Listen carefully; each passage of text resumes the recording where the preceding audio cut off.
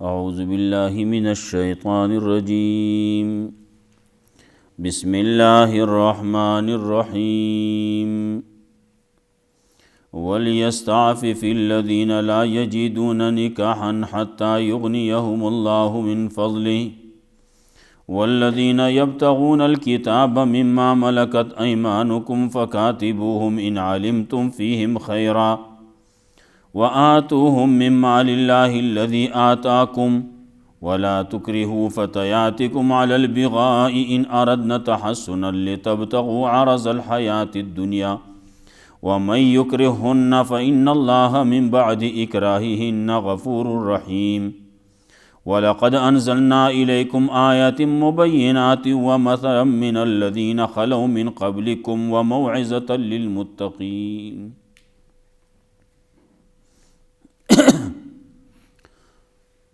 سورة النور شروع. ابتدا کې د فحش د بندولو د پاره څلور قوانینو، بیا د عائشة رضی الله تعالی عنها صفائی وا د هغې براءتو او بیا هغه مبادی سبعه و دروازې چې هغې نه فحش جوړیږي نو دغه بندول غواړي. په هغې کې اولې وې چې پردي کور ته بې اجازته مه ځئ. بیا دویمه خبره وه مؤمنانو سړو ته ووایه چې خپل نظرونه دې ښکته کړي، پردو ښځو ته دې نه ګوري. درېیمه خبره وه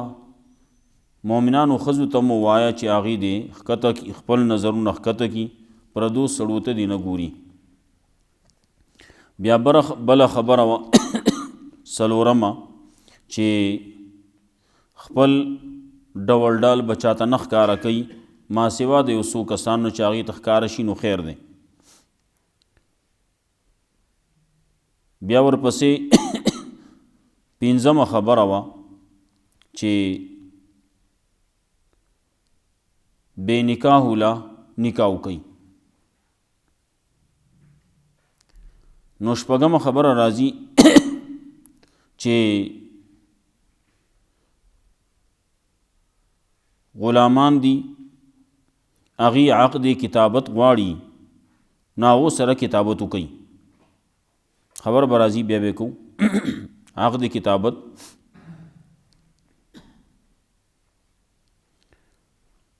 او اومه خبره به راځي ولا تکرهوا فتیاتکم علی البغاء چې تاسو په خپلو وینځو باندې د کنجرتوب زور مه کوئ. دارنګې خپلې جنکۍ دي نو هغې له زیونه راځي نو پاتې کوئ یې مه، بلکې چې ځای راشي نو ورکوئ یې. کور کې د هغې تور سر سپینوئ مه. دا اوه خبرې وې. واده آسان کوي خبره دغسې ده. آخره خبره د هغې تذکره راځي.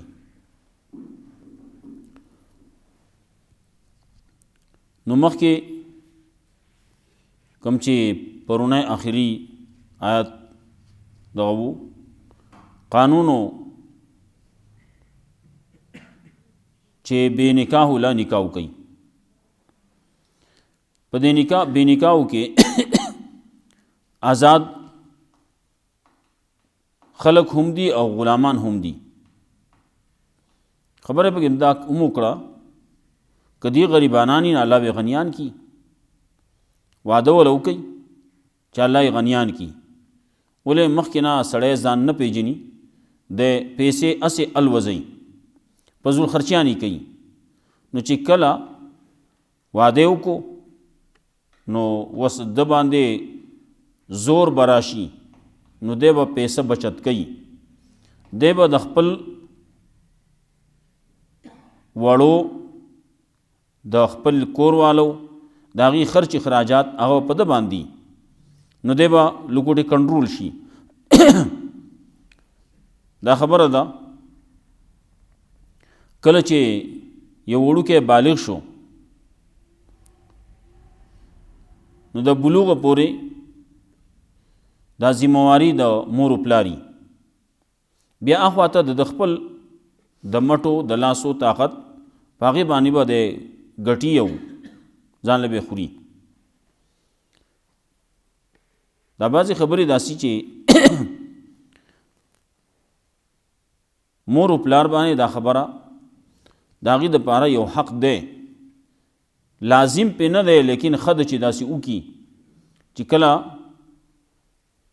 بچی بالغ شي نو هغه دپاره ښه رشته وګوري او د هغه واده وکړي، که هلک دی که جنۍ ده، او بیا دغه هلک پوه شه او د ده ښځه پوه شه، دی به ګټي، په خپله به هم خوري، په ښځه باندې به هم خورئ. بیا د پلار ذمواري نه ده چې پلار به تر مرګه پورې د دپاره انتظام به کوي او د باندې به خورئ، دی به هم د پلار په غاړه کې او د ده ښځه د ده بچي هغه هم د پلار په غاړه کې نو ګرانېږي. ها که څوک کوي کم پلار زوی له انګور له نوسو له خرچه ورکوي، ورکولی شي، لیکن لازم پې نه دی، خبره د دی وه. اوس وایي یو سړی دی هغه د نکاح کولو طاقت نه لري، بدني طاقت یې نشتی، مالی طاقت یې نشتی. بعضې وخت کې نکاح کول زمونږ د احنافو په نسبت باندې نکاح کول چې کله یو سړی بدني طور باندې برابري، مالی طور باندې د برابري، نو د ده دپاره نکاح کول سنت دي. کله چې بدني طور باندې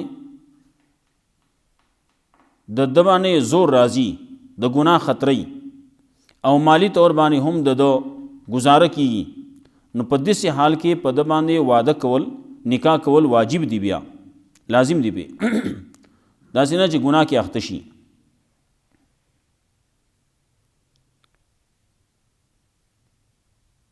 نور هغې وایي چې نه، نکاح کول د هغې نه ښه خبره دا دی سړی کیني جومات کې 2 رکعاته نفل وکړي، د هغې نه ښه دا دی سړی چېرته روژه ونیسي، څه ذکر اذکار وکړي، د دې ثواب د هغې نه زیات دی. لیکن زمونږ امام ابو حنیفه رحمت الله علیه هغه ثوابونو ته خو ګوري، لیکن د ثواب نه زمونږ خلک چې وایي خیر دی په خیر شه سپي دی کوری کا، هغه خبره ده. ثوابونه ګټل هغه دومره اهم نه دي څومره چې د ګناه نه ځان بچ کول اهم دي. ګناه نه ځان بچ کول هغه کېږي په دې طریقې باندې چې نکاح دې وکړی شي نو دی به د ګناه نه بچ شي. دلته کې دی لګیا دی نفلونه کوي یا روژې نیسي، نو ټیک ده د ثواب کار دی، لیکن که اخواته دی ګناه کې اخته کېږي نو د هغې هغه ګناه خو بیا زیات دی که نه. نو دی وجې نه کم یو سړی چې طاقت نه لري نو هغه د ځان بچ ساتي، هغه د روژې نیسي. پیغمبر صلی الله علیه وسلم فرمایي نکاح خطبه کې عام طور باندې ویل کېږي دغسې، بعضې خلک یې وایي چې یا معشر الشباب من استطاع منکم الباءة فلیتزوج، اے د ځوانانو ټولګیا څوک چې طاقت لري د نکاح نو هغه د نکاح وکړي، ومن لم یستطع څوک چې طاقت نه لري، مالی طاقت نه لري، نو فعلیه بالصوم په هغه باندې روژه لازم ده، روژې دې نیسي. ولې فإن له فيه وجا، د هغه دپاره په دې کې د ګناه نه د بچ کېدو لار ده، ګناه نه بچ کېدو لار او ذریعه طریقه هغه دغه روژې نیولي. لیکن یو زمونږ روجي مخکې ما ویلي چې ته پخوا به خلکو وی طالبانو به دا خبره هم کوله، اکلتو دړی شربتو چاټی لبستو شړی ثم لتخنې. نو زمونږ روجه چې ناغه روجه خو روجه نه وي، روجه ټول په دغه کې وځي. ماښام سړی خوري نو دومره وخوري چې د پېشمني بیا خواته نه کېږي او پېشمني بیا ورپسې دومره وخوري چې دغه نه نو بیا ورپسې یو چاټي او عقل تو دړی نو یو دړی د خوراک وکړي او بیا پسې یو چاټي اوبه وڅکي او بیا پسې شړی واغوندي بیا اوده شي نو چې دی پېشمنی وکړي مونځ یا کړی سهار یا نه کړی او اوده شي نو ماسپښین چېرته راپاسي او بعضې خلک پکې داسې دي چې ماسپښین نه راپاسي مازدیګر په بانګ راپاسي نو اصلي خو دغه وی که نه اصل ته روژه را روانه ده نو روژه به نسې هغه وینا زما طاقت مې نه کېږي روژه نشم نیوی وی تراوی به کوې وینا نه مولي صاحب خو سړی ستړی کوي تراوی کوي نو هغه خلک ستړی کوي نو هغې طاقت مې هم نه کېږي نشم کولی روژې تراوی هم نشم کولی وی ښه روژه ماته به کوې وی ولې زه ته کافر ښکارم سو زه کافر خو نه یم روژه ماته خو به کوم هلکه روژه ماته څنګه کوې روژه دې نیولې نه ده ته روژه ماتې کوې نو دا خو د ثواب کار دی دا خو به کوو پېشمنۍ له پاسېدل چې دی هغه هم نه کېږي او نه شو کولی ځکه چې هغه سړی بیا خوب ورځي الله هغه وخت کې نو دغه دی پکې هم نه خیر دی روژه نه شو نیوی نو چې روژه نه شي نیوی نو بیا خو سهار ناشته به کوي که نه نو بیا به آخر کې روژه ماته به هم کوي نو یو زمونږ دغه روجي نو دا خو روژه نه ده دا خو ټوله په خو کې زموږ خو ثابت شپه ټوله څه دی همیشه دپاره د شپې زموږ روژه ماسخوتن چې موږ کله اوده کېږو د هغه وخت نه واخله سهاره پورې سهار ناشتې پورې موږ څه نه خورو نه څکو خبر دا موږ ټول روژه نو دا لکه تا خو ورځ بدله کړه په شپې باندې نو د شپې د ورځې نه د شپه جوړه کړه سهار چې دی اوده شي نو بیا اودی نو هغه مازدیګر راپاسي مازدیګر نه وروسته ماښام ته نږدې راپاسي نو زه مخ لاس وینځي نو بیا زه څه چل کې روژه ماته کومه نو دا خو روژه نه ده چې روژه کې خامخا سړی ځان پکې ستړی کوي نو هغه روژه علي رضی الله تعالی عنہ وی زما دا روژه خوښوي چې سړی ګرمي سخته ګرمي او سړی پکې روژې نیولي او سړی پکې کار کسب هم کوي سړی پکې جهاد هم کوي نو وَلِيَسْتَعْفِفِ الَّذِينَ لَا يَجِدُونَ نِکَاحًا پکار دی هغه کسانو لا چې ځان دې بچ ساتي لا یجدون نکاحا چې هغه طاقت د نکاح کولو نه لري دومره سره سشته نه چې هغه نکاح وکړي او نکاح یو خبره داسې وه یو زنانه رسول الله صلی الله علیه وسلم خواله راغله نو ورته وی زه ستا سره نکاح کومه زه خپل ځان تا ته در بخم رسول الله صلی الله علیه وسلم سر مبارک کته کو لږ وخت تیر شو جواب میلاو نه شو یو سړی ناست صحابي ناست دی هغه یا رسول الله که ستا ضرورت نه ته نکاح نه کوې نو بیا یې ما سره وکړه نو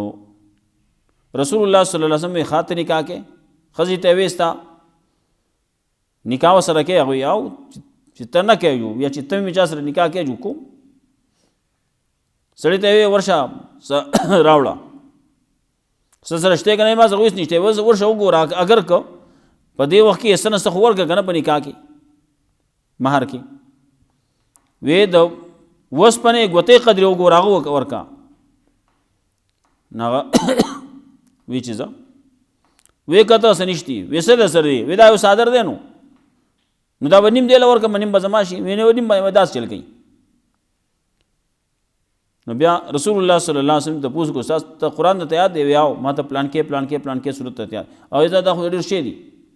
د دې په بدله کې زه ستا نکاح د سره کوم دا صورتونه به دې ته زده کې او کوم چې د مهر خبره ده هغه مهر به کېږي ورکوې به او بیا وروستو کېږي خیر دا خو یو معجلي یو مؤجلي که نه یو فورني او یو پکې تاخیري نسیایي نو دا نسیا شو ښه مهر به نور نسیا ورکوې خو مال پکار دی دیکھئے یو اختلافی مسئله ده چې قرآن کریم مال دی که مال نه دی دغه کم چې ویل کېږي دغه مال دی که نه دی دا اختلافي مسله ده بهرحال موږ دا وایو چې مهر هغه که یو سړی وایي نو لازمیږي به هغه به ورکوي. بهرحال ولیستعفف الذین لا یجدون نکاحا پکار دی چې ځان دې بچ ساتي هغه کسان چې طاقت نه لري د نکاح کولو حتی یغنیهم الله من فضله تر دې پورې چې الله غنیان کړي دوی لره د خپل فضل نه. والذین یبتغون الکتاب نو خبره دغه ځای پورې هغه مخکینی ختمه شوه. زمونږ خلکو نکاح ګران کړلی ورپسې رستم خبره راځي نکاح ګران کړلی نو په چې بالکل معمولی شي باندې نکاح کولی کېږي نو دومره زیات پسې ولې ځي. نکاح ګران کړلی نو بیا به روجې نسی هلته کې هغه بل هم دغسې به ناست دی. والذین یبتغون الکتاب دین عقد کتابت دی غلام دی وینځه ده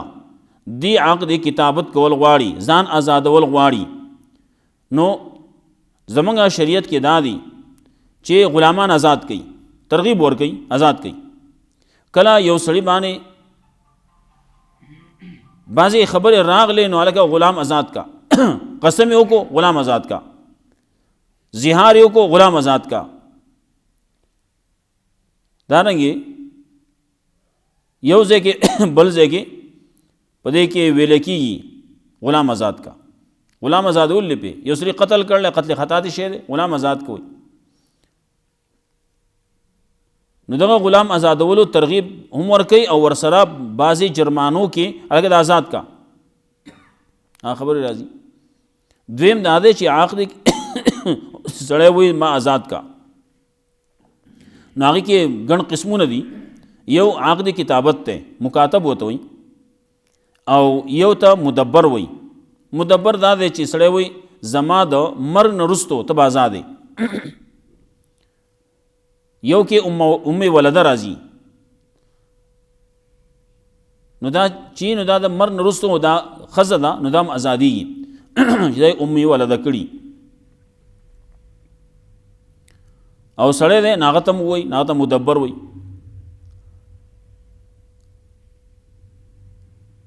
نو یو پکې مکاتبي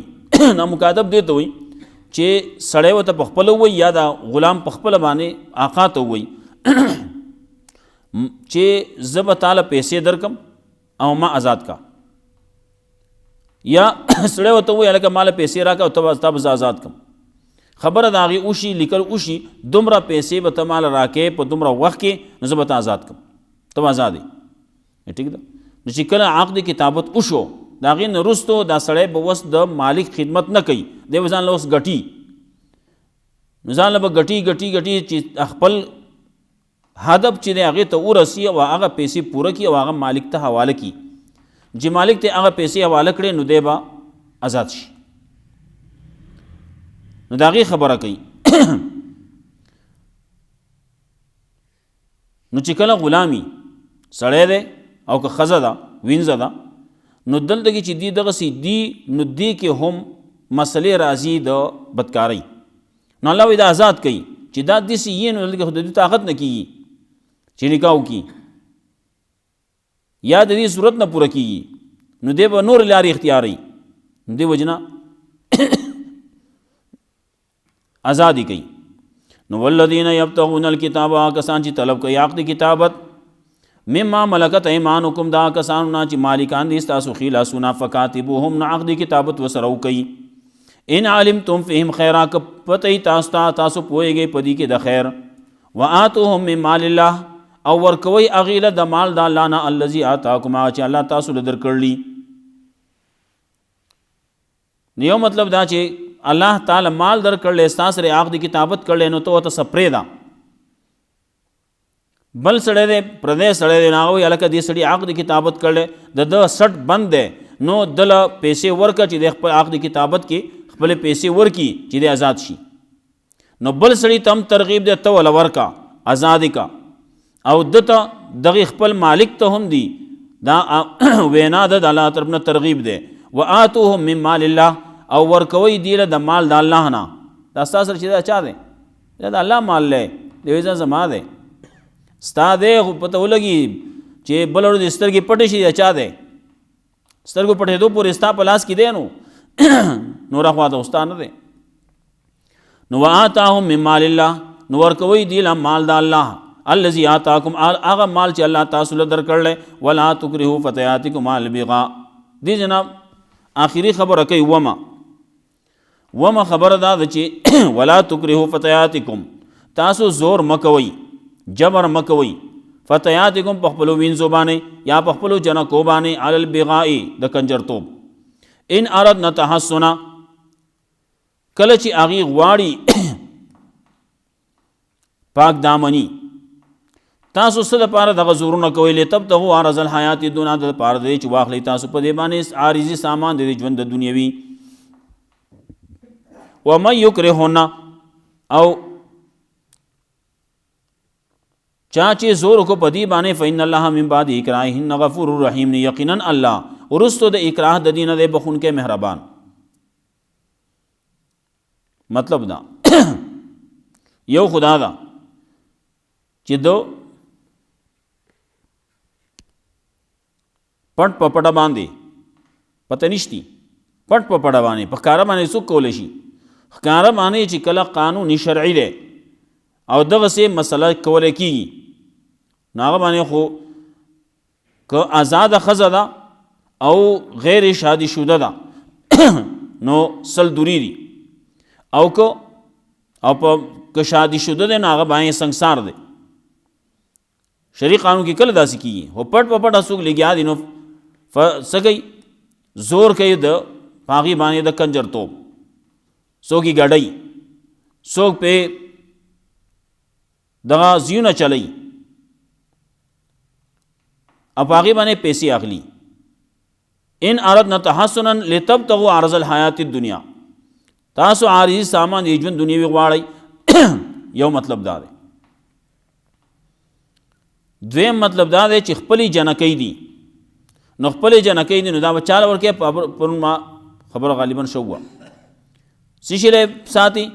دې دپاره چې داسې یو څوک میلاو شي چې د هغه د وجې نه زه مالدار شم، مالدار سړي له ورکوم. مال خو د لاس خیره دی، کله به یي او کله به نه یي، راتلو کې هم وخت نه لګي او پتلو کې هم وخت نه لګي. الله چې چاله په ورکولو راشي نو خلک څه وایي په جنګنډ کټ کې ورکوي، او کله چې په اغستو باندې راشي نو هغه تاسو لیدلی څومره خلکو نه په لږ ساعت کې واغستې ښه په اغستو باندې چې راشي نو هېڅ پته نه لګي. سړی په جیب کې پیسې ښودي، هلکه څه کوې؟ وایي زه میلې ته څه کوې؟ وایي زه څاروی اخلم. هغه لکه انشاءالله پکې انشاءالله ته څه ضرورت دی په دې کې؟ ما پیسې ما په جیب کې دی او څاروی په میله کې دی، نو زه ولاړ بشم ما څاروی پیسې به ورکړم، څاروی به را روان کړم راځم. اصلي ته نه انشاءالله پکې ښیي هغه ونه وي په لارې د چا جیب وو چې لاړ پیسې نشتی، څاروی خوښ کو پیسې چې وکړې پیسې نه وي، واپس راغی. هغه چېرته څنګه کار وشو که نه، هغه تللی وم انشاءالله او څاروی مې وکړه انشاءالله، خو هلته کې چې پیسې مې وکړه انشاءالله جو جیب رانه چا والا او انشاءالله هغې لکه وس انشاءالله پیدا نه کوي، بې ځایه انشاءالله وی. انشاءالله په هغه وخت کې پکار و هېڅ پته نه لګي، کله مال ځي او کله راځي. نو یو دا چې جنکو باندې څه کوي؟ زور کوي په دې باندې. جنۍ وایي چې ما ور کوي، لیکن دا نه ورکو، دا خو زمونږ نازبینه ده، دا به یې ما سره به ما سره به دا ژوند تیروي، ما سره به سر سپینوي، دا ناروا دي. څنګه چې د سړي حالات دي دغسې د ښځې حالات هم دي. دا خو دواړه الله رب العزت پیدا کړي داسې دي چې د سړي بعضې خوښې شتي نو د ښځې هم خوښې شتی که نه. نو دا نه چې سړی دی خوښې خپله کوي، خپلې خوښې دي کوي او ښځه دی دغسې پاتې، نه د دواړو خوښې دي. نو دا ښځه هغه غواړي دا چې زما د نکاح وشي، زما د خپل کور وشي، زما د خپل نغری وشي، او دا پلار یې څه وایي یا مشر رور دی څوک دي خپلوان دي اولیای دي، هغه نه نه دا موږ سره سر سپینې دا موږ دلته کې ساده چاله نه ورکو زیونه پې راځي نه ورکوي یا مالدار ګوري سے لتبتغوا عرض الحیات الدنیا او کله مالدارو خلکو کې هم داسي مالدار خلک دي وی ورکوي نه ولې که دا ورکو نو د دې څومره مال و جیداد دی نو دا به ورسره هم څه حصه به دې سره بیا ځي که نه ولې دا چې کله واده شي او هلته کې دا پلار یې مړ شي نو د پلار په میراث کې بیا دې ته حصه میلاویږي چې حصه میلاویږي نو پردي کور ته به لاړه شي که نه حصه دغه وجه نه کوي خلک نو الله وی ولا تکرهوا فتياتكم على البغاء زور مه کوئ په خپلو جنکو باندې په خپلو لوڼو باندې په خپلو خویاندو باندې على البغاء زور د کنجرتوب زور د دې چې د نکاح نه کولو ان اردنا تحسنا کله چې هغه غواړي نکاح کول او په دې کې زمونږ د مشرانو هټ درمي دا نقصان کوي کله کله داسي الګ غواړي زما نکاح دې پلان کې ځای کې وکړی شي پلان کې جنې مال غواړي هلته کې پلان ولې خوله د لوه هغه زه کور ته پرېږدم هلکه دا واده ته ځان لګې که د زوی لیکې یا هلک لیکې نو هلک له نکاح کوي او دی به خوښې خپلې کوي نه خوښې دواړه په کار دي خلک لګیا دي کم یو واده ښیي هغه څوک وایي لو میرج دی او څوک بل څه میرج دی پته نه څه شی وایي ارینج میرج څه شی وایي څه شی قصې کوي نو کم یو ښه دی نو دې کې دواړه طرف ته لحاظ به ساتې د مور و پلار چې کم نکاح وکړي هغه ښه دی او که نه د دې الګ خوښوي هغه ښه دی نو په دې کې دواړه بعضې سړی یي دي سې چې نه زما مور و پلار څه وکړو ما ته منظور دي جنۍ یي هغه هم داسي هغې دا زما مور و پلار ته اختیار دی چې هغې څه کوي ما ته منظور دي هغه به زما لپاره ښیي زما مور و پلار به زما لپاره بد نه سوچ کوي نو یو دا دی یو طرف ته اوس دا دور داسې راغلی چې په دې کې د الګ به اورې د جنۍ به اورې اوس یو ځای راغی نو داسې ډایرکټ فیصله مه کوه دا ځای راغلی په دغه ځای کې ښه کور دی داسې دی او ته ووایي نو که الګ دی نو هغه ته م ووایي که جنۍ ده نو هغې ته م ووایي دغسې ځای راغلی او موږ هغو ځي راځي یا موږ پسې ځو نو چې ستا څنګه خوښه ده موږ ته نشي ویلی نو بل چا په خولې باندې سوال جواب کړي مشر ته نشي ویلی پلار ته نشي ویلی نو مور ته خو ټول ویلی شي مور ته وایي که نه نو که هلک یي نو هغه هم مور ته خپل د زړه خبره کوي جنۍ ده نو هغه هم مور ته د زړه خبره کوي پلار ته نشي کولی بعضې پکې اوس په دې دور کې خودي داسې چې اوس کولی شي مور پلار ته هم لګیایي داسې وکړه او داسې مه کوه بهرحال دواړه دا لحاظ به ساتې ولې ژوند چې ورسره تیروي نو څوک به تیروي دغه هلک به تیروي دغه جنۍ به دغې هلک سره ژوند تیروي نو دغه هلک جنۍ چې ژوند تیروي نو د هغې خوښې وکوي د هغې خوښې ته پکې اعتبار ورکوي د هغې نه پکې تپوس وکوي شریعت دا وایي تپوس ترې وکړه چې ستا خوښه ده که نه ده خوښه چې کله نکاح کولی کېږي نو هغه واک ترې واخلی تپوس ترې وکوي ګواهان پرې مقرر کوي سبا بیا دغه کېږي نه هلته چې کله کله خبره ورانه شي وایي ما خو نه کوله خو تاسو کوله نو دې کې دواړو خبرې خیال ساتل پکاري شریعت دواړو له حق ورکړلی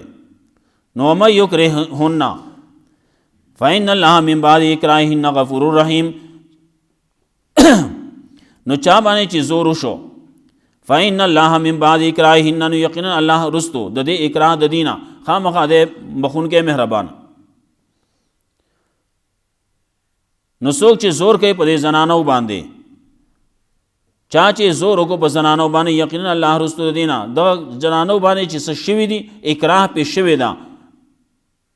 نو هغې دپاره الله وایي بخونکی مهربان دی الله ورته بخښنه وکړي ولقد انزلنا الیکم آیات مبینات یقینا نازل کړي موږ تاسو ته آیاتونه واضح مثلا من الذین خلو من قبلکم او مثال دا کسانو چې تیر شي دي ستاسو نه مخکې او موعظة للمتقین واعظ او نصیحت دی دپاره د متقیانو یا ایها الذین آمنوا نه پاتې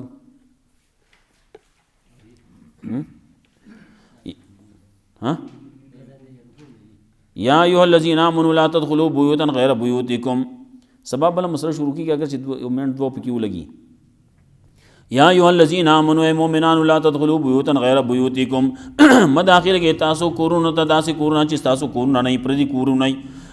حتی تستانسوا تر دې پورې چې اجازه طلب کوي د هغې نه وتسلموا علی اهلها او سلام وکوئ په اهل د دغې کور باندې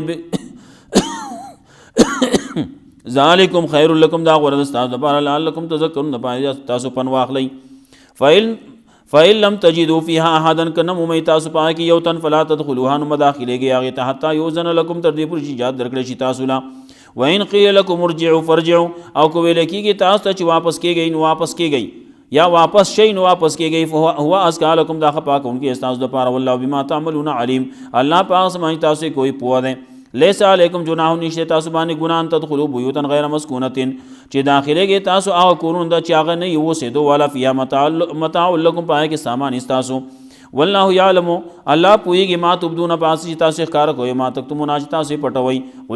قل للمؤمنین یغضوا من ابصارهم ووایه مؤمنانو ته چې ښکته دې ساتي خپل بعضې نظرونه ویحفظوا فروجهم حفاظت کوي د خپلو شرمګاهونو ذلک ازکا لهم دا ښه پاکوونکي دي دپاره ان الله خبیر بما یصنعون یقینا الله خبردار دی په هغه څه باندې چې دا خلک یې کوي. وقل للمؤمنین یغضضن من ابصارهن ووایه مؤمنانو ښځو ته چې ښکته دي کړي خپل بعضې نظرونه ویحفظن فروجهن حفاظت دې کوي د خپلو شرمګاهونو ولا یبدین زینتهن او نه دې ښکاره کوي خپل ډول ډال لره الا ما ظهر منها مگر هغه چې ښکاره وي د هغې نه یا هغه چې ښکاره شي د هغې نه وليضربن بخمرهن علی جیوبهن او پکار دی چې روا دي چې غټ غټ پړونه یې په خپلو ګریبانونو باندې ولا یبدین زینتهن او نه دې ښکاره کوي خپل ډول ډال لره الا لبعولتهن مگر خپلو خاوندانو ته او آبائهن یا خپلو پلارانو ته او آباء بعولتهن یا خپلو بنزو ته او خپلو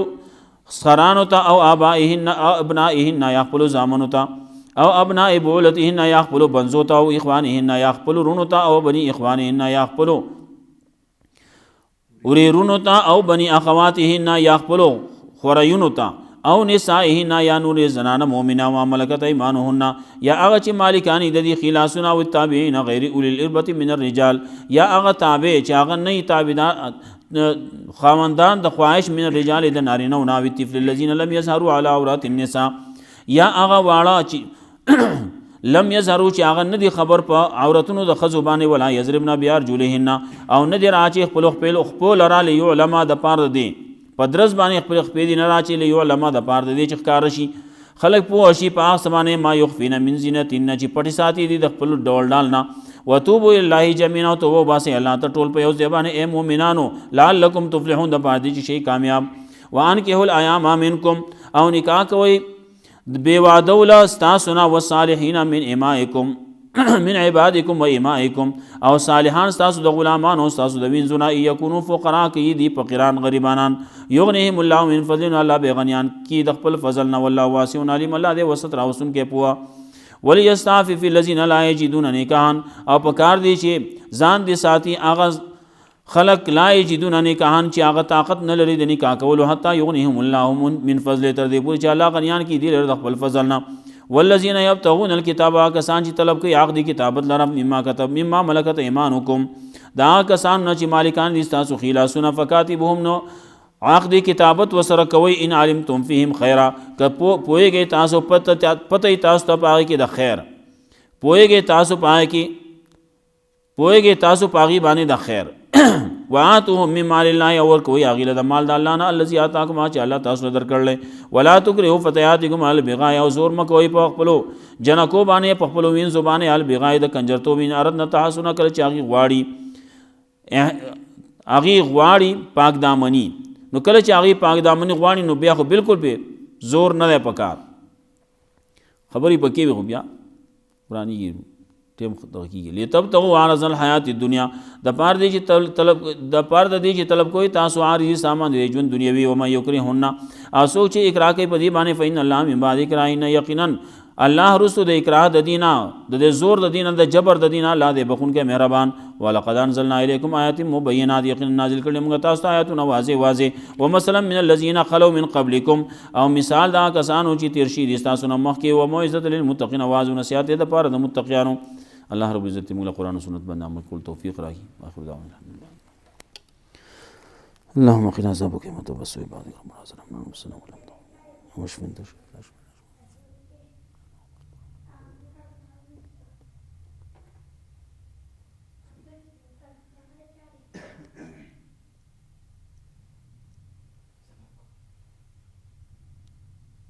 بسم الله